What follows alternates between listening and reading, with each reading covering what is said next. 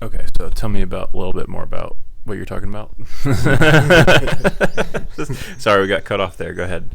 Yeah, we're talking about don't work so hard, and there's a philosophy from a track star that realized, he just put it in his mind, I'm gonna run 80% instead of 100%, and what he realized is he kind of got out of his own way. Instead of like stressing out about going your hardest, you kind of ease up a little bit, and he ran faster because he took that his own mental stress out by saying, Yeah.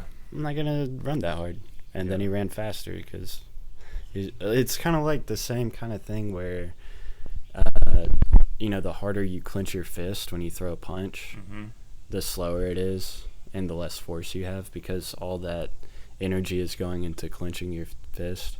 Same thing with weightlifters. They'll wear, those wraps so that they don't have to grip the barbell as hard or dumbbell as hard, because and then they have a lot more energy and strength to lift those heavy loads. I think that's awesome. I think that is absolutely phenomenal in what the world needs and what the world is actually shifting to if you really pay attention. Kind of the highest performers are really kind of figuring this out or have figured it out. And again, I think it's learning from nature. Like a flower does not say, I'm a flower, I have to be the best flower, and I'm going to grow as hard. And it has the most phenomenal things and the most inspirational things comes from nature, right? It's like the strongest material, the largest structures, the most beautiful things, and it's just all a natural, effortless unfolding. And I think there's a real lesson to be learned by that. Yeah, it also gets you in that flow state, a lot easier. Is whenever you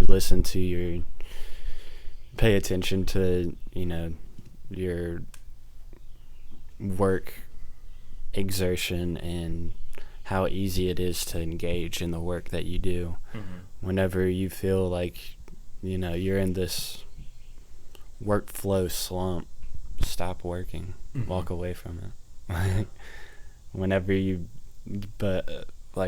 notice that you are interested in your work or intrigued, that's the best time to work, and then you'll do some of your best work. Yeah.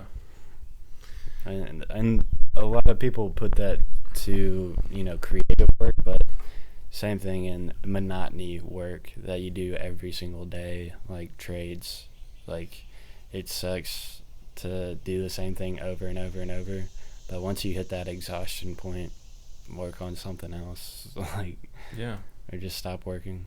Well, it's something I've really been thinking about a lot, is this concept of a cleaner fuel.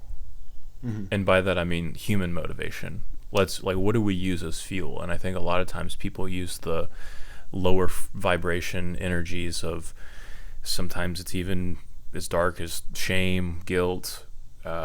Sometimes it can go a little bit higher, but it's still a hard fuel. It's like an unclean fuel of like hard work or proving yourself, or all these things that come from maybe a lack or a negative emotion.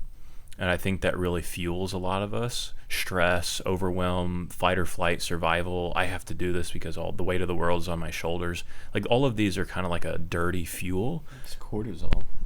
Cortisol, it's a dirty fuel physically and physiologically in the body, right? It's like, it'll work, but it's a dirty fuel in that it will destroy your body. It'll start to chip away at actual physical structures within your cells, right? Like, I mean, it's actually dangerous to your health. So, and I think about in terms of like, everyone's trying to find like sustainable energy in earth and get off of dirty fuel with the earth perspective. But what if we did it for our own bodies? Like, let's get on a clean fuel of dopamine and testosterone. Like, that would be clean fuel. So things that enhance that, Yeah, and then emotional energies, like emotional. Happiness, joy, what you were describing, playfulness, all of these things can be just as motivating as we, if not more, without destroying us, with feeling good in your day and every day, feeling good and having your passions and your purpose really pull you,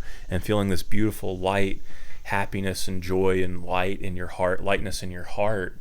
and in your body, and let that be your fuel. And I just think that as like a cleaner fuel is really what we can focus on, because I can't make the world switch to hybrid and electric. Like I can drive a Prius. I can't make my neighbor drive a Prius, but it's like I know what I can do, which is, all right, I'm gonna work for my joy, and I'm gonna start focusing on what I love and make that pull me, instead of pushing this hard rock of proof